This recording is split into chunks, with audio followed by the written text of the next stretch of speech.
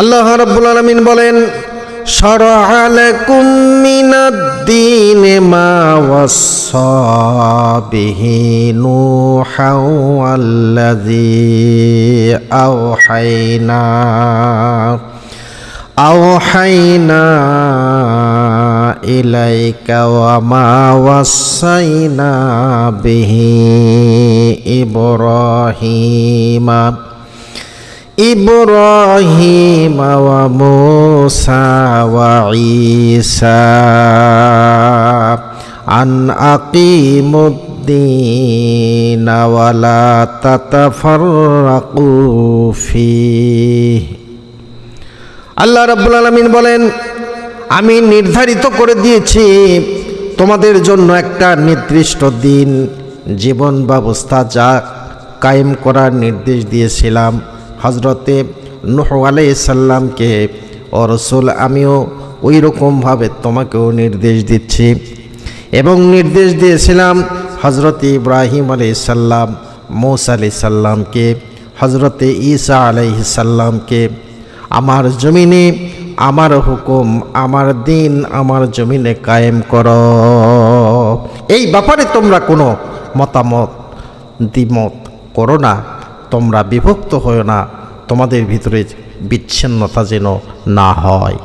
সুতরাং ভাইরা আমার, যে দিন কায়েম করার কথা আল্লাহ পাক আমাদের প্রিয় নবী সাইয়্যিদিনা মুহাম্মদ রাসূলুল্লাহ সাল্লাল্লাহু আলাইহি ওয়াসাল্লামকেও বলেছিলেন হযরতে নূহ আলাইহিস সালামকে, ইব্রাহিম আলাইহিস সালামকে, হযরত ঈসা আলাইহিস সালামকে, মূসা আলাইহিস সালামকে, প্রত্যেককেই দিন কায়েম করার কথা বলছিলেন।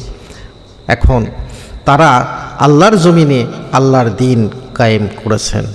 তো আমি আপনাদের সামনে আজকে বলতে চাচ্ছি খুব সংক্ষিপ্তভাবে, দিন কায়েম হওয়া কোন অবস্থার নাম। কায়েম শব্দটা কি আমরা একটা চীনা জানা শব্দের মাধ্যমে বোঝানোর চেষ্টা করছি। সে শব্দটা হলো মুকিম নামক শব্দ। কায়েম ও মুকিম শব্দ দুটি একই মূল ধাতু হতে উৎপত্তি। মুকিম এর বিপরীত শব্দ হলো মুসাফির। এবার আসুন মুকিম আর মুসাফির শব্দ দুটিকে বুঝি, তাহলে সম্ভবত আমরা অতি সহজেই কায়েম শব্দ বুঝতে সক্ষম হব। মুকিম ও মুসাফিরের পার্থক্য আমি আপনাদের সামনে তুলে ধরছি। আমাদের একটা মাসআলা জানা আছে, তা হচ্ছে এই যে যারা মুকিম তাদের ফরজ নামাজে কসর নেই, অর্থাৎ ফরজ নামাজ 4 রাকাতের জায়গায় 4 রাকাতেই পড়তে হবে।